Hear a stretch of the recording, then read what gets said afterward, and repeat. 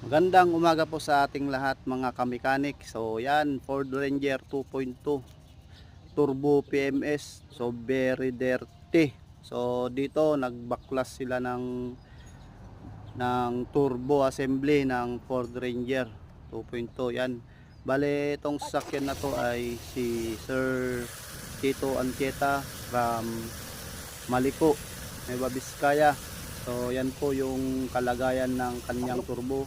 At pagkatapos na linisan ay nilagay na namin ang kanyang turbo para magkaalaman kung may pagbabago ba sa kanyang hatak sa makina.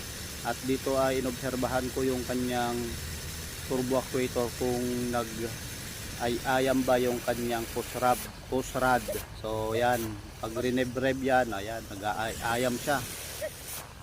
Kaso ang problema dito mga kamekanik ay sira po yung kanyang turbo gasket ring. So yan, maraming salamat po Sir Tito Ancheta from Maliko. God bless po and ingat po sa biyahe.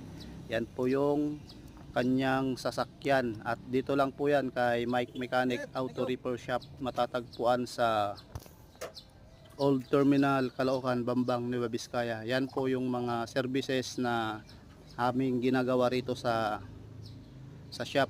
So visit us po at free check up po yan.